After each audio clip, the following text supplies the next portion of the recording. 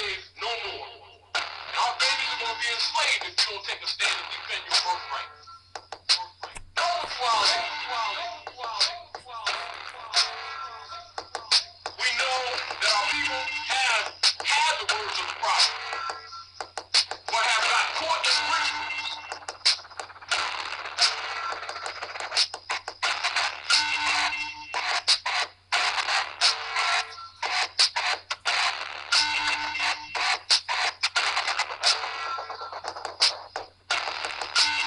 The greatest of honor, the noble Ali, who shook the world. We know that we are the bloodline direct of all the prophets. For all of you are gods, and I told you and I showed you why. And I want to make it very clear, so there'll be no mistake. We are coming back home again. We didn't come here to be a boss. And I think all of you with pure hearts knew that. We came here with love and temperance and tolerance. Because you're the boss. We're not speaking to you. We're speaking with you. Understand this. The 12 signs of the zodiac, the numbers from 0 to 9, 26 letters of the alphabet, in geometry, is the principles that govern civilization.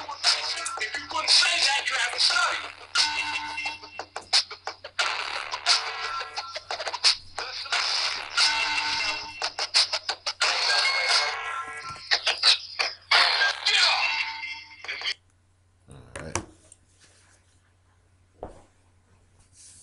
Allah, Allah, Father of the universe, Father of the universe, Father of love, Father of love, truth, truth, peace, peace, freedom, freedom, and justice. and justice. Allah is my protector, Allah is my protector, my guide, my guide, and my salvation, and my salvation, by night by night and by day, and by day, through his holy prophet, through his holy prophet, noble dwelling. Noble Ali. Islam. Islam. I need for everybody who comes consistently to know the prayer next time. Okay. So you might be called on to say the prayer because you should be saying it in unison. Okay. So. Well, I know. Oh, okay. I just don't know the other one at the end. Oh, well then, yeah, that one you gotta. Okay, I gotta learn. Okay. Yeah. Yes, ma'am.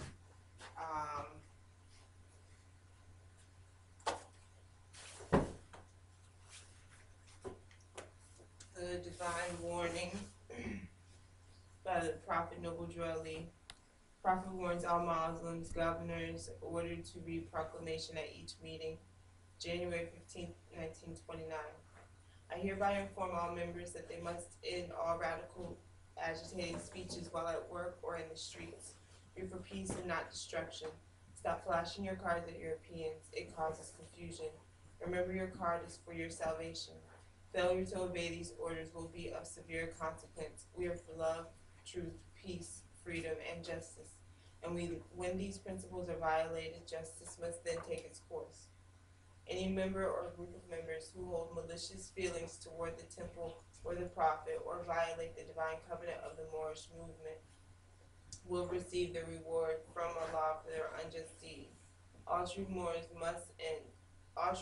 will and must obey the law as laid down to them by their prophet. If they lose confidence in their prophet, they should turn in their card and button, cease wearing their turban and fez, and return to the state where I found you.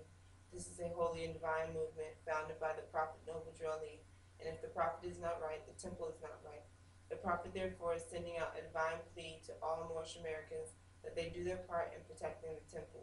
This is an everlasting movement founded by the prophet through the will of Allah to redeem his people from their sinful ways, by order of the Prophet Noble Dwelly. And now, brother's gonna come and read the other warning. You wanna read? Oh, no, that's when I come up. Yeah, it's, remember I said? Yeah, that's when I do my presentation. Well, when I come up in the second half, that's when I thought that was No, that's not what we're talking about. I thought that we agreed on when I come up, I'll say it when I come up. Well, I'm gonna be short today, so you'll have plenty of time. No problem. All right. Cause I want to actually go over the King Alfred plan, and it's kind of lengthy. I do have it. Well, I'm just gonna read it now because, like I was saying earlier, this is another one that needs to be read at every meeting. So I was trying to get it read at the beginning, which is what we kind of. I'm gonna come over and read it now. No, that's okay. Okay. Cause I'll come over and read it now. That's all right. Okay. I'll just do it. But I'm gonna read it, and then I guess if you want to talk about it, you feel free to do so. To be proclaimed at every meeting, Islam. I am glad to know that I have a few faithful Moors among you all, and I desire for them to know the truth and the divine truth. There is a host of jealousy about me and the movement, now by the same people of our side of the nation that claim that I was only a joke and unreal. But now, since they have found out from the government officials in the nations of the earth that this is the only sole foundation that all Asiatics must depend upon for their earthly salvation as American citizens, they are working every scheme that they can to disqualify me so they may take charge of the situation. I have notified all these things to you long ago in the past.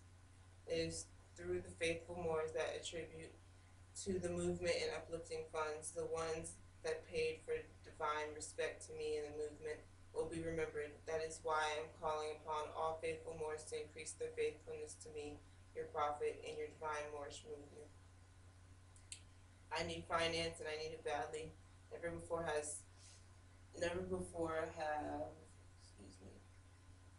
I needed finance so badly as I do at present, so I can shove aside the discord that is facing the nation. It all comes through jealousy because of my fame and ability. The nations of the world will not recognize the movement without I, the prophet, being head. It has been proven by my works, which I have performed in the past few years. Prophet Noble Drawley.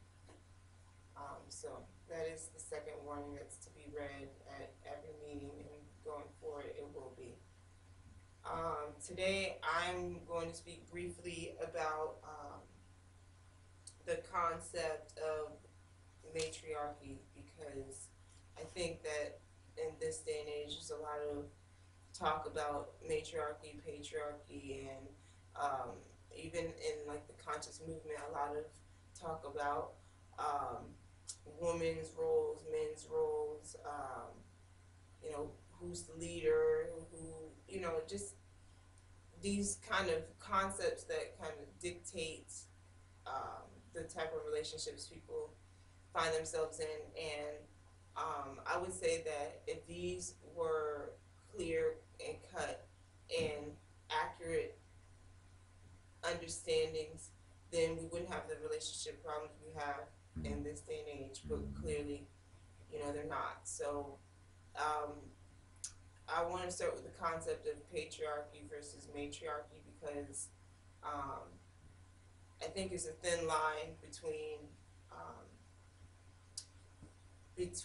standing up and being strong and embracing your leadership qualities and abilities, and then being a tyrant, and on both ends. And in both words, the root arc means to rule. So if the matriarchy is the woman rules and the patriarchy is the man rules. And contrary to popular belief, matriarchal societies existed prior to patriarchal societies. And so there's something that I think that when we study our cultures throughout the world, it's something that's neglected. And so it's not to pit one against the other and say one is better, one is not, but it's just to note that you can't say the root is this is it's only the brother should be in the movement, or the brother should be leading, or the brother should be running things. Sisters, we have a lot of wisdom that we have to put forth and really exert in terms of how we act. It's more about our actions than how we speak, but we have to let it be known that we can't just allow for things, the status quo, to continue, which tends to be, you have a lot of male-dominated organizations, I would say. That's not to say, again, that it becomes the reverse. And like I said, it's a thin line between being a tyrant and just owning and knowing your leadership ability and qualities. So being able to walk that line is a very fine distinction that sisters have to learn themselves. So, my message goes both ways at all times. People often ask, oh, well, who's to blame, the males or the females, for why there's relationship problems? And I hear both ends of the spectrum, and I wouldn't say that either end is completely wrong. It's just that I think people kind of get blindsided in this. This is what's wrong. It's not me, and that's another aspect of Moorish science that, again, kind of delving more into the spiritual aspect of the divine side, is being able to know how to work out certain issues by looking at yourself, and that's what, when we talk about astrology, that's what it's intended to do. So we don't really have a lot of people today, but today's lesson, I wanted to do an astrology lesson. People would have a chance to kind of look at some of the information in their chart, but I'll say I'll do it next time when there's more people, because I think it would be more beneficial. I'll say for now, I'd invite people to study, it's called a Junior Astrology course by Max Heindel, and the Rosicrucian order. It's you can get the PDF online, and they have lessons 1 through 9, and then I believe 10 through 19. And so that's a really good tool to get some fundamentals. Even I, refreshing myself, I know a lot of I know the houses and the signs and the planets very well, but I think that's just due to my mercurial nature, in that I can pick up information easily, but there's a whole nother aspect of interpreting as well. It's reading a chart just like reading a book. When you read something, it's not just being able to say, oh, I know the letters and the sounds, and I can call this word out. It's also about being able to interpret and analyze and interpret what you have decoded. That's what reading is, and that's what reading a natal chart would be. So, like I said, if we really want to be serious about being able to comprehend and use the science to our benefit, we have to really know the information. And I would say study the Junior Astrology course, because that gives like a good comprehensive of how to approach astrology. But the other thing I was going to do today is, and maybe we could still do it, would be I was going to give y'all a quiz and ask y'all what are all the planets, what are all the signs, put them in order, because these are things that we've been going over for the past couple weeks. And just like when I'm at school, if this is something that you want to learn or need to learn, you have to take the time on your own to study it. Even with the law, you have to take the time on your own to study the law, study astrology, study different cultures, study about one thing that I recently kind of came into studying due to a woman that I know from my job is the religion, I guess, the religion of the in people of the Indus River Valley. I was going to say India, but I wanted to be correct. The religion of the people of the Indus River Valley, or the former Hindustan, people of what they used to call Hindustan. Just learning about their different quote-unquote gods or their deities, which are just, again, in my interpretation, invocations, or means to invocate an energy. And so knowing the names of the different gods and what they represent is godding, or bringing something into manifest. So just studying the different cultures and different spiritual systems and religions. And I use spiritual connotatively because, as we know, the ultimate spiritual system is breathing, is the deep breath, because that's how you are able to cleanse your your pineal gland. I mean, like you have to drink water, which the prophet says, which the Circle 7 Quran says, keep your bodies pure with water. You have to deep breathe. That's what meditation is, or a large part of meditation is deep breathing. Deep breathing also cleanses your body physically too. So all of these things are ways to really, again, get back to looking at yourself and not just saying, oh, well, this person does this or this group of people does this, or it doesn't matter. I think we spend too much time looking outside of ourselves to indicate what is wrong or who did what, and not enough self-reflection. And that's a major part of the divine aspect of Moorish science. So, that's really what I want to drive home today to everybody. I got a question, sir. Now, you spoke on breathing, and not just for me, but for the brothers and sisters out there too. Can by you practicing breathing, can that help you with like sleep deprivation or stuff like when people have sleeping problems? Can that be attributed to helping some situation like that? Every ailment, disease, illness that anyone has is really from one source, and that's just having toxins in your body, and toxins in turn create inflammation, and it affects different parts of your body, and then we call those diseases. And even when you hear the word itis means inflammation. So, um, uh, geez, I have to look it up. Psoriasis is the inflammation of something. I don't know what it is off the top of my head. I know gingivitis is the inflammation of the gums. Um, Pancreatitis obviously is the inflammation of your pancreas. So I would say that deep breathing, in addition to drinking clean water, eating the right foods, getting the right herbs, all of that can help with sleep deprivation and many other ailments that people face. It helps with depression, helps with like mental and issues as well as physical issues. And so, you got to change your diet up. That's a big part of it too. But even after you change your diet, like you're gonna, especially if you're really like strict, if you're one of those type of people who's really strict and not in a forceful manner, because like I'm one of those strict kind of people, but it's not forceful from myself any longer, because I learned like the science and method of how my body takes on to change, and what I needed to do.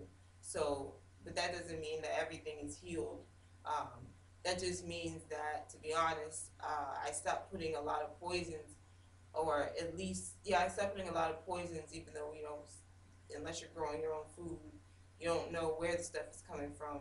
But I stopped putting like known, identifiable poisons in my body, which only, to me, cause more like the toxins that were already in my body.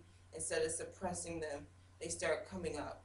So then more like different illness or diseases or ailments start to pop up a lot when you change your diet. So you have to do other things to release those toxins. You have to fast, you have to exercise, you have to drink water again, you have to deep breathe, you have to get sun. Like these are basic things. This is like healthcare, 101. It's doesn't have to be expensive. Everyone talks about being a vegan and all that is expensive. I think we make it expensive because we don't know how to do it. And I think a lot of people who do know how to do it, take advantage of, or not take advantage, but utilize your ability and your knowledge and create a workshop or class for people, because there's a lot of people are seeking that, and they are transitioning themselves. So like from the food to the breathing, it'll all like cleanse you, and it'll cleanse your mind, your body, and your soul, so that you can sleep well, so that you can sleep well, that you can just do your work well, whatever your passion is, whatever you enjoy working on. You won't feel encumbered by toxins in your body, because Um, Even like feeling mental blockage, when people say they have writer's block, sometimes I think, um, you know, it's due to stress, and stress can create blockages in your body too. So cleaning all that out. And when it comes to water, like I said, getting the right kind of water.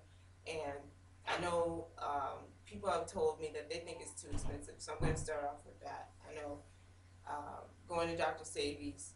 I think that when you really calculate it and think about it in the long run, for those who pay for health insurance, you're paying for health insurance whether you use it or not over the school year, right? Or I'm not school year, that's my perspective, over the year that you're working. So you're paying out, right? You don't know if you're healing or not. You may not even, again, use those services, but you're still paying out. So imagine that, and saving your finance up for a true healing. And not to say don't get health insurance, because I would say it depends on your knowledge of law. I would say if you know how to, like if you're in an emergency and you have to go to the hospital, you get this big hospital bill, you know how to discharge debt, or you know how to get your treatment and services for free. I've heard plenty of Moors, who have children in the hospital, but they don't receive a big hospital bill because they know law. And so I'm saying, if you're on that level, then yeah, you don't have to even worry about insurance. Save your finance. Go to Honduras. Get the cleansing. And really, I say Honduras because it's the healing water. The concept of the healing water is the hot springs. But they have hot springs all over the world too. So it's just getting into some form of healing that's relaxing, that's cleansing. Like here, we have spas. We have a place called Spa World. It's a Korean day spa. They have massage. They have a bathed water pools. It's saline, filled with saline salt solution.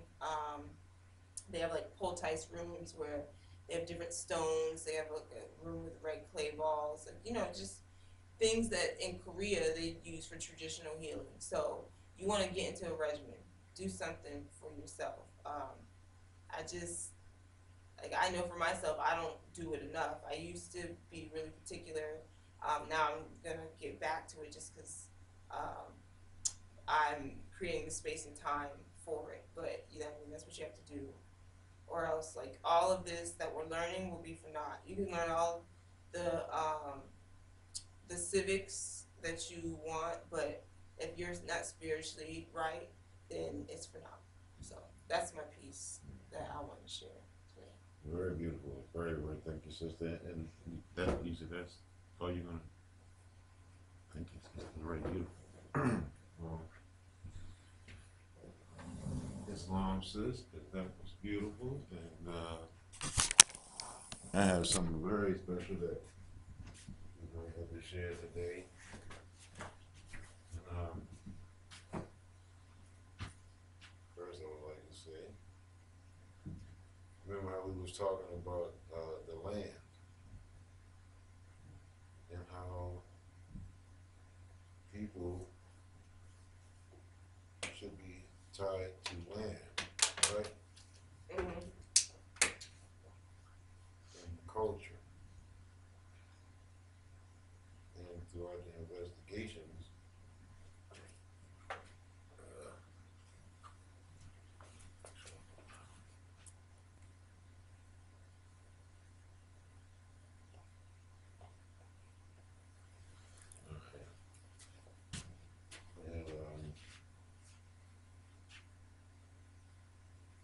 and Captain John Smith, Chesapeake National Historic Trail,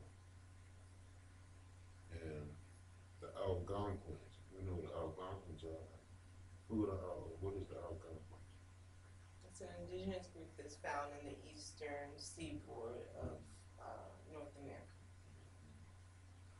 And this is the Algonquin speaking Indian, but when we know Indians of Maryland, we know that there is no such Indians because they do not come from India. Mm.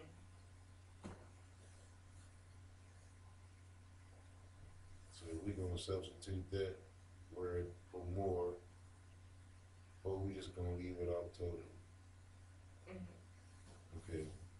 it says, and it's very interesting because when I was reading this, a few words, titles jumped out at me. The Algonquin-speaking Indians of the Chesapeake Bay region have left a lasting legacy in our language, place names, food, history, and culture in Maryland, or Moorland.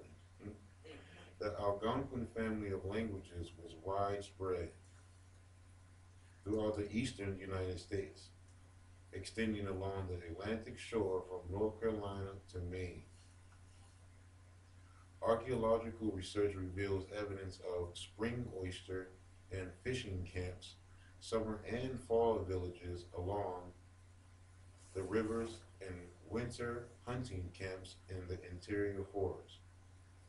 The most powerful Algonquin-speaking Moors political organization of the western shore of Maryland was the Piscataway Chiefdom. And that was one of the words that jumped out at me. Piscataway.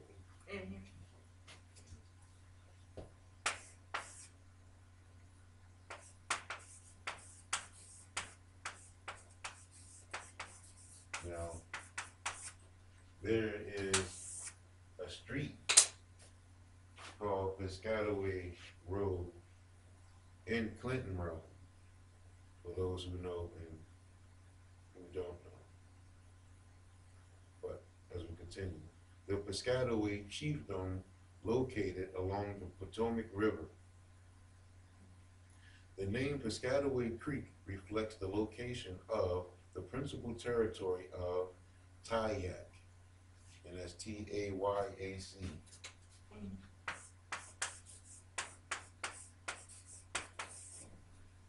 That's Tayac, the supreme chief of the Piscataway. Other smaller groups who were part of the Piscataway chiefdom were the Anacostia. That was another word that jumped out at me. The Anacostia. The Mattawomen, and that's Mattawomen, and the Nanjamoy, Nanjamoy,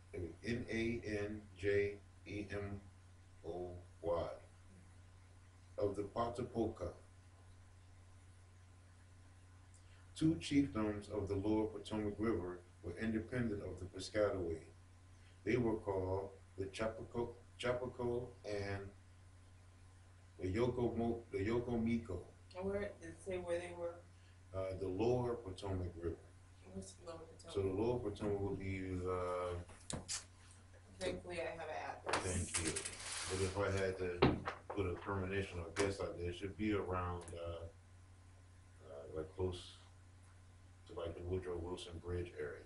Oh, you mean like around the harbor, National Harbor area. Oh, I know what you're talking about. You know what I'm saying? Because that's the lower Potomac River, and the upper Potomac River would be going closer to like West Virginia territory.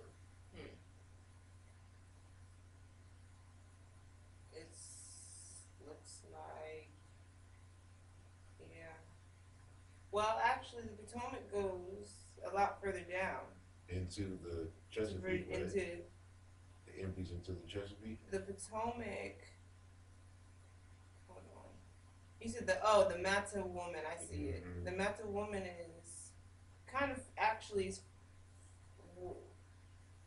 much further out from DC. From DC. Yeah, it's like I mean you can look at it real quick. Going inland. No, it's right here. See, this is DC. That's the Mattawoman. That's how far down that goes. Okay, so they're closer into the. That's like if you had to say if that's the Virginia area here. Oh, I can't tell because it doesn't look like that. Because this is Alexandria right here. Right? All of way up. Well, right this here, is right? This is this is Arlington. Yeah, right Arlington and Alexandria. So this is like way out, like maybe like around where I grew up, probably not that far out. I mean, probably further out than that. Oh, you know how we can tell? Close to Stafford. Something like that in Virginia on that must side of the border? be. Okay. Oh no, that's Maryland. It's Maryland. It's Waldorf. Oh, it's Waldorf. Yeah, it's Maryland. Actually, Waldorf, right? Yeah. Well, it says Mata. I'm looking at this school, Mm-hmm. and it's Waldorf, and just like kind of what you're reading, they kind of name the places, like schools and stuff based on Right, but the indigenous names, right? So the name of this middle school is in Waldorf, but you know, we can verify exactly where this is when I get a chance to look at the map. Okay. But You know, also we want to take a look at the Nanjamoy. You see that up there? Nanjemoy.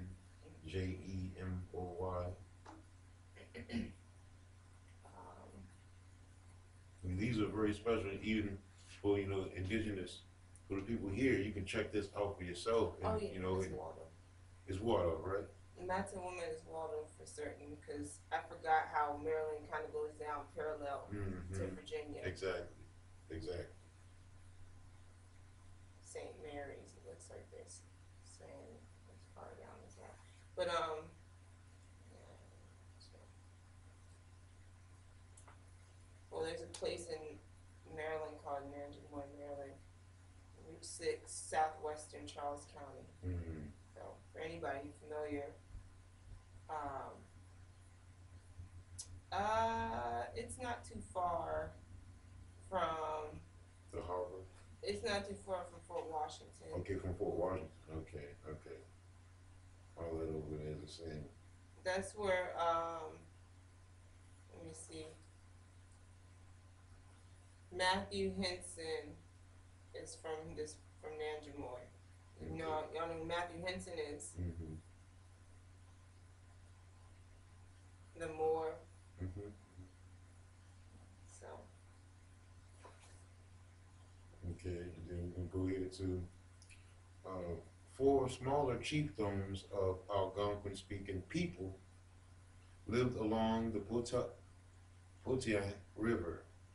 That's Patuxent River. In 1608, John Smith recorded 17 villages along the tidewater part of the river. And that's, I've heard of tidewater. That's tidewater down by Richmond and all that, right?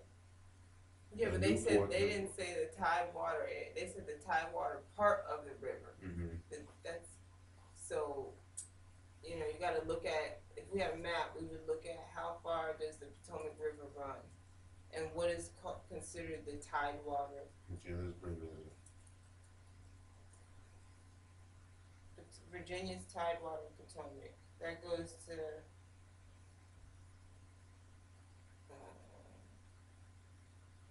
Virginia's northern neck. You can see,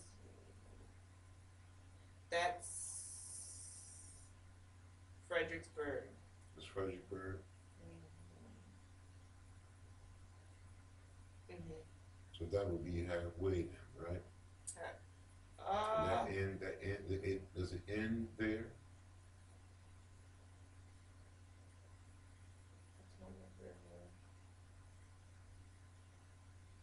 Because it says 17 villages along there. The Potomac River goes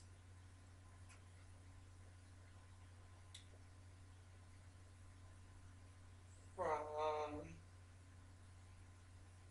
the tributaries. It must go into it doesn't go past like Occoquan. Okay, Occoquan, good, okay. Which is another indigenous. Okay, and the correction is Patuxent River. Oh yeah. I apologize. The Patuxent River. The word Patuxent in Algonquin means at the falls or rapids in the stream, which was a geographic reference to the location of the chief village of Battle Creek. The upriver chiefdom, the Mattapanient, and that's Mattapanient, lived in today's northern Calvert and eastern Prince George's County.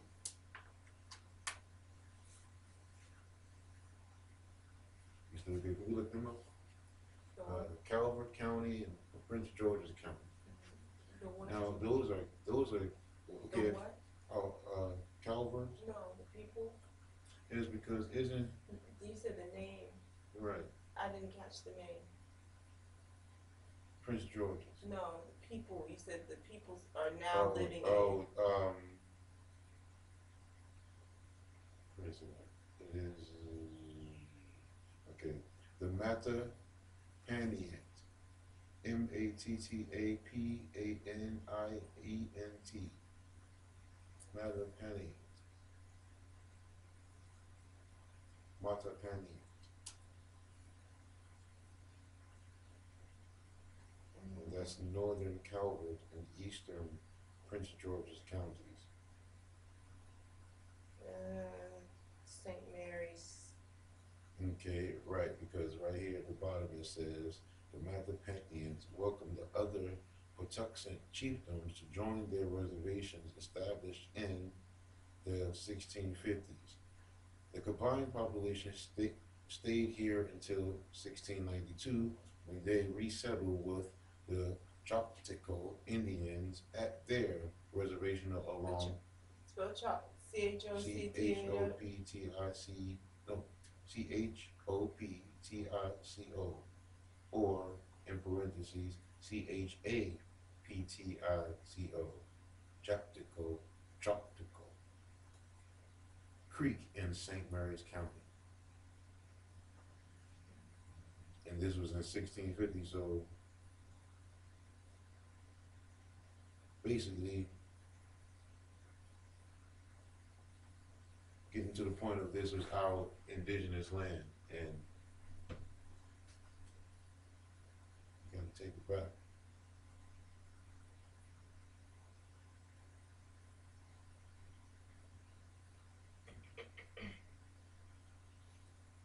Okay. What's coming up on that? I just see that they lived with the other Patuxent chiefdoms.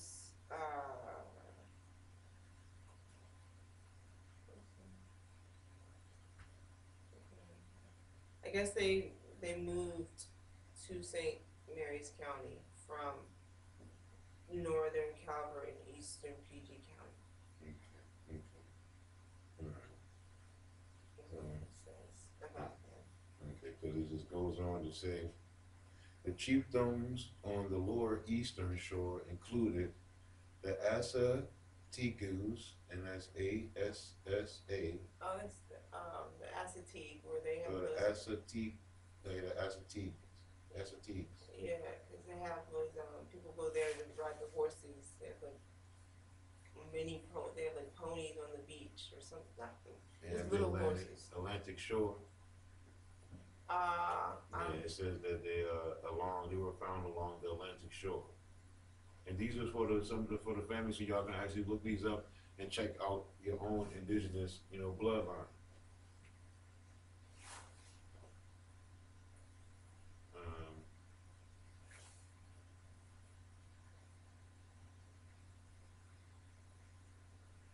As well as, pardon me, the Pocomoke, Pocomoke, along the Pocomoke River. Other chiefdoms for which rivers are named in Maryland include the Annemessics, Annemessex, the Maumee, Spell that one more time. Annemessex. Okay, got it. Couple roads named after this. Mm-hmm. Chrisfield. Still called Chrisfield, yeah. Oh, okay. There's the Monie, Monie. You have the Monarchan or the Monarchy, N-O-K-I-N.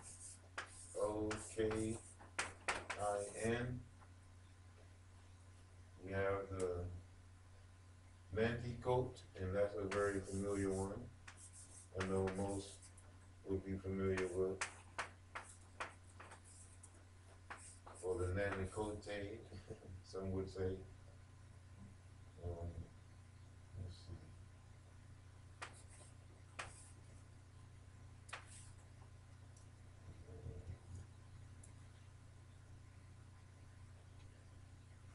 And the Choptank,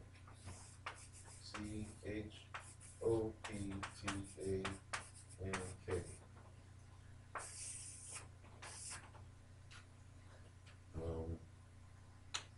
The Nanticoke was the most powerful paramount chiefdom on the Eastern Shore and the oldest paramount chiefdom documented for the entire Bay region.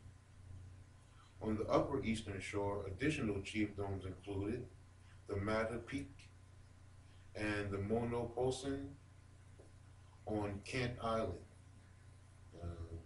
We go on to say the Ozine, the O-Z-I-N-E, or the Wickomiss, that's W-I-C-O-M-I-S-S, Wickomiss, on the Chester River, and the Towog, and that's T-O-G-H, W-O-G-H, Towog, on the Sassafras River, S-A-S-S-A-F-R-A-S, Sassafras. And that's funny.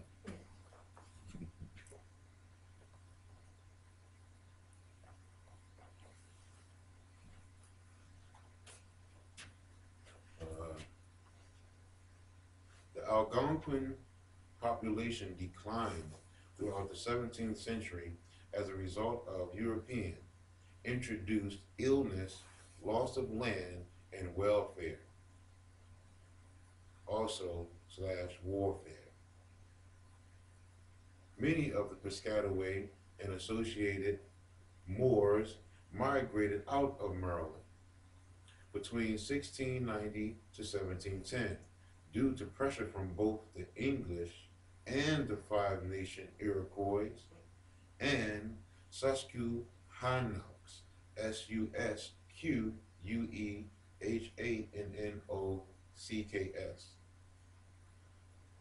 Some families stayed behind, and the descendants of those families live in southern Maryland and the Eastern Shore today. The Indians of the Lower Eastern Shore remained independent and maintained their reservations for a longer time because of the English waited until the 1660s to settle the Lower Eastern Shore. The Nanticoke began migrating out of Maryland in large numbers by the 1740s, and by 1822, the last reservation lands of the Choptank were sold by Maryland. Nanticoke, say that as a T, as a T, and Pocomoke descendants reside today in Delaware, and as you can see, I am wearing a Delaware state, so we can know and make the distinction between our land and this fictitious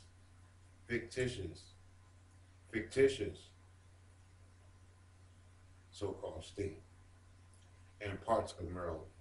And that's going to do it for that letter. And I want to go into... And just so people know, people think Delaware is an indigenous name. It's actually, it comes from the, I want to say French or British. I should know that. A guy named De La War. And the original name of the people of present day Delaware are the Lenape. So, just for clarification. Beautiful, sister, beautiful. I want to go into another one that's in high demand. I think I'm just going to go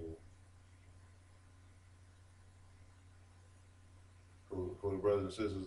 I think that we need to check out the Mayflower Compact. all the brothers and sisters out there, write that down and do some research on the Mayflower Compact. And it was an agreement between us and the Europeans. I want you to check that out. But I want to go into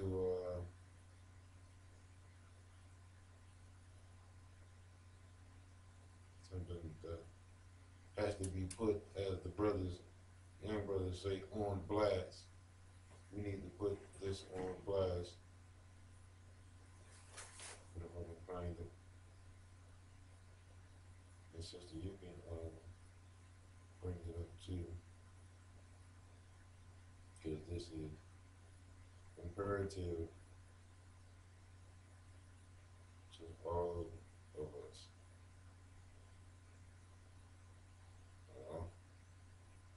Bring up what? King Alfred Plan Works 84. And if any of the brothers and sisters out there want to read along, you can also pull up King Alfred Plan Works 84 and read along.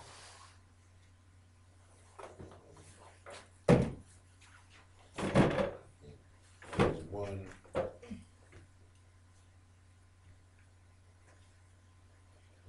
Definitely that there's one part that I want to read it all, but there's one part that I think we need to really hammer home. If I can pull it up. And they disguise it as the militant Negro. The militant Negro. So we must be careful about so-called military or they're militarized, because you could be placed in that category. Just so simple about like what you wear, how you present yourself. You know, you could be. I'm trying to pull it up. You have it pull it up, sir?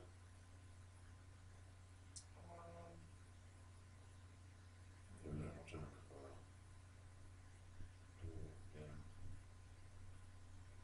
Yeah. Okay.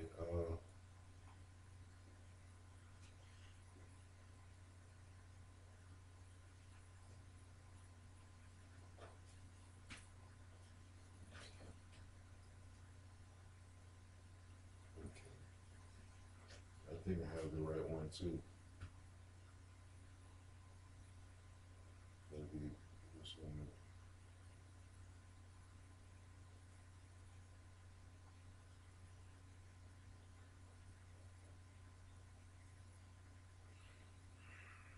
No, see, there's nothing one I can pull up. But anyway. What part is needing to be read? We're bound to this continent by heritage for all the so-called conscious people and so-called, Hebrew Israelites and pro-black people and people who think they are descendants of people that came over on a ship or ships.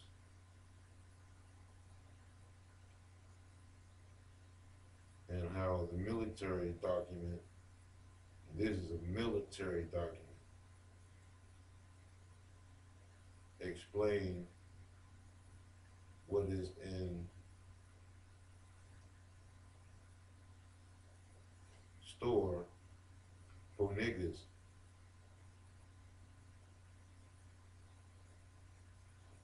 It explains that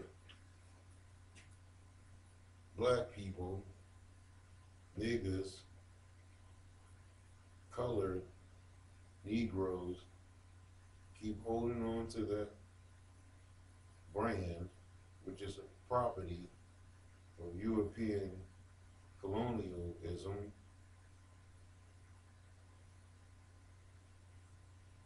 that when all property go back to the state, your property. So where you think you're going?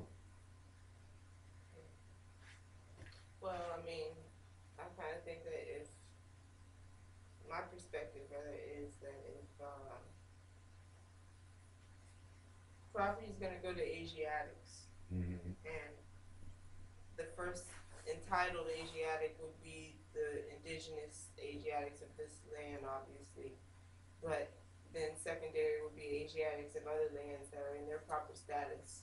Mm-hmm. So that would be how you have a lot of people from Hindustan and from Korea and China and people from just Asian nations, people from the so-called Middle East, depending on how Europeanized they themselves are, both physically but more so mentally, which I would imagine is a result of the physical. But just you have some more melanated, quote unquote, Middle Easterners, because that's not the true term. But just so people have a reference of what a modern day reference, so they can comprehend. They range, and Renoko Rashidi has a good lecture on that. Renoko Rashidi. Mm-hmm. He has a good lecture on how, in his travels, he's seen so-called Black Madonnas in Europe. He's seen little boys, children, grown men who are of my complexion or darker, living in Palestine, who are indigenous to that land, not that they migrated over. So it's just to say those Asiatics, they will also be. My perspective is they'll have claim if we don't take claim, and then we would be under their jurisdiction, even though they aren't indigenous to here. The indigenous people don't acknowledge that they're indigenous. It's like, who's next in line? And like I said, you see a lot of them coming over. So. And what pertaining to the so-called, only pertaining to the so-called black power or the Negro, what's going to happen to him or them? I mean, whatever the people who have control, whoever the people who are ruling, whatever they say. I mean, you're kind of at their whim. So we'll be back in power. Yeah. So it'll be up to us to do what we want or supposed to do with them, right? Mhm. Well, to a certain extent, I mean, Europeans are gonna fight for this, and right. You just want to be on the right side where you are fighting for. See, a lot of people, they say, "Oh, I'm gonna leave this land," so that's their solution. Not that everybody really is gonna leave, because half the people who say that don't have an exit plan. Right. But I mean, it's just unrealistic to think that people are really gonna leave their land. People didn't leave their land when their homes were getting flooded. So what makes you think? I mean, I'm saying they didn't go to a different state where they, So what makes you think they're gonna all of a sudden be able to just up and leave this continent? And so the ones that do stay behind, they're gonna try to fight, and they're gonna get shot down by the Europeans, and it's not gonna be the Moors who are indigenous to this land by themselves, because That's why the prophet said we have to call our brothers from the east, because I don't think it's gonna be to where it's enough Moors, um, when we that it's not like, oh, we all gonna realize we Moors. I mean, that could be the case, but just looking at the trajectory, I don't foresee that.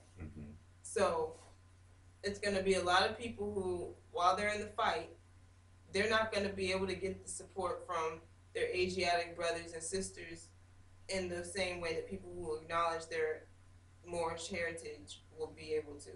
So that's how they're going to perish. It's because, like, it's not like, oh, the Europeans going to see, oh, you're a Moor, off break and just, oh, I'm going to leave you alone. Like, a lot of them may, because they know, but some might not, right? But if you have the backing of other nations, and that's one thing, I mean, if you kind of just look at history in reverse, look at current events and politics in reverse, we have been in situations where you could say we were living in apartheid, where we were living separate but not equally, and even now, I would say that you have a lot of inhumane conditions and situations that happen, particularly to our people. However, you don't see people from other nations coming over or saying, "Oh, we're gonna what do they call it? A sanction. We sanction this." Nobody's sanctioning the United States because of what they're doing to so-called black people. I mean, the fact that the people are getting shot in the streets. Nobody's sanctioning the United States because people are getting shot in the streets because they're black people. So I'm saying, just imagine that when it comes to a major situation where, black people, so-called black people, want to band together and we're going to fight the European white man, but he going to shoot us down, right? Because that's what's been happening. Who's going to come to our aid and rescue? They might say, oh, your lives do matter, but we're not going to sanction the United States. Whereas, again, when you are a national, or when you can identify yourself through a bloodline, you are respected amongst nations. Like, I've been watching this show called Rain on Netflix, and it's really kind of enlightening me to just how bloodlines in Europe work. But imagine bloodlines internationally, beyond just Europe, and you're looking at, like, think about people in the 90s when when the genocide against the Serbs was taking place. Like, that's an indigenous group of people, and people said we should sanction the nations that are killing off groups of people based on their bloodline. Like, everything is genocide relates to the word birth, and because jinn is people, your race, your kind, your what is beget from your mother's wombs, what has been beget from the loins of Ruth, who is the root, is the Moorish nation, and that is in various factions. All the ones here in North America that were just named, but then you have the ones in India, so-called India. That also is comprising of the Moorish nation, right? So it's just, we're fragmented right now. But if something was to go down, oh, I'm a Moor and claiming my indigenous, I know who I am, I'm indigenous, this is my bloodline, people can rock with that internationally. Because again, that's how they acknowledge genocide, through bloodline. They don't acknowledge genocide through, people who are labeled as property. So to answer the question, I mean, by default, there will be nobody to come to the aid of people who consider themselves black. That's what would happen. I mean, not that they're gonna be targeted more so than somebody else. It's just that they're not gonna have the support. That makes him an enemy, because this is his home. Because it's bound to this continent, and also he knows that no other country will come to help because nobody has. And nobody will. Well, that's how he knows, because nobody has in the past, because this stuff been happening 400 years plus, and nobody has come. Right. And they try to get away from your own land to go to another part of your own land. But I wanted to get into something else, but I just wanted to make that point clear, that this is your land. And it was a song that I think all of us, grew up on, is this land is your land, this land is my land. And really, what was that saying? I mean, well, the people who sang it is the problem. There you go. So, there you go. You would have to look up where that song came from, because like we could probably be okay singing it, but I don't know about everybody else with their motive or intention behind it. Yes, ma'am. Agreed. And like I said, we probably won't be long today. I just wanted to run through a few things. And I want to come back next week and finish up the tax question and answer. But I'm going to run through a little bit of the Mayflower Compact. The Mayflower Compact was signed on November 11, 1620, OS, in what is now Provincetown Harbor near Cape Cod. The Pilgrim Fathers used the Julian calendar, which at that time was 10 days behind the Gregorian calendar, signing the covenant Ye 11 of November, literal. Having landed at Plymouth, so named by Captain John Smith earlier, many of the pilgrims aboard realized that they were in land uncharted by the London Company. For this reason, the Mayflower Compact was written and adopted based simultaneously upon the majoritarian model and the settlers' allegiance to the king. The Mayflower carried 102 passengers.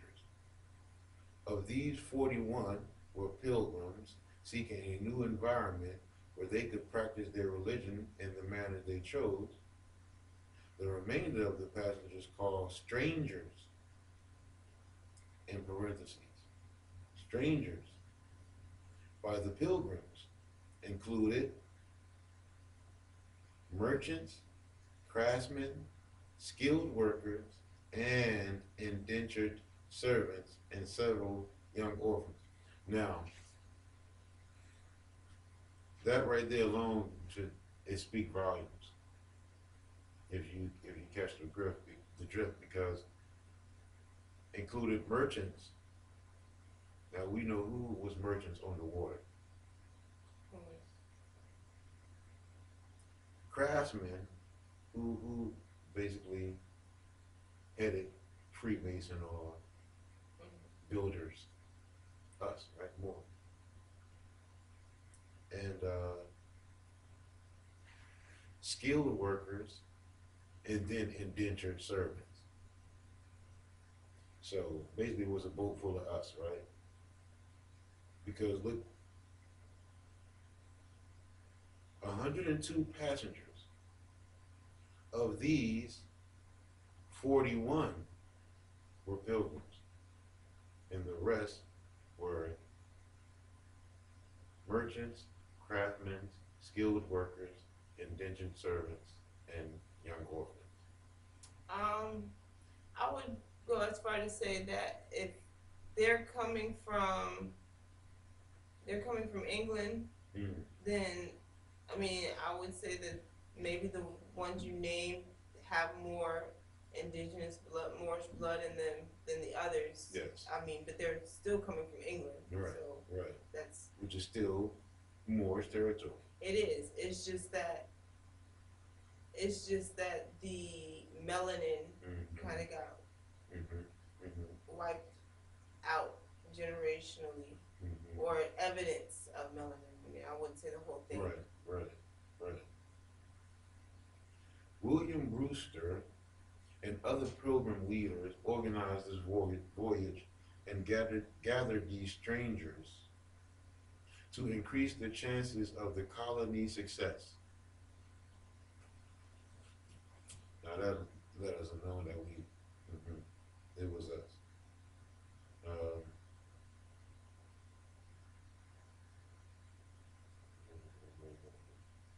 the voyage lasted more than 2 months. When they finally sighted land, the captain of the Mayflower knew right away that they were far north of their destination, so headed southward. This proved too dangerous, and they were forced back and dropped anchor in a harbor at the tip of Cape Cod. Unrest started immediately.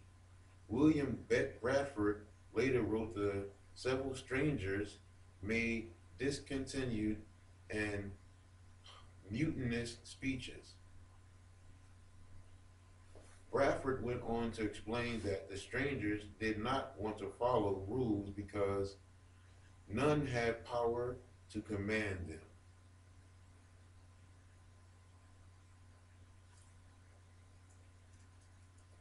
The Pilgrim leaders, with staunch determination to establish a colony amidst the brewing rebellion, knew they needed a temporary government authority.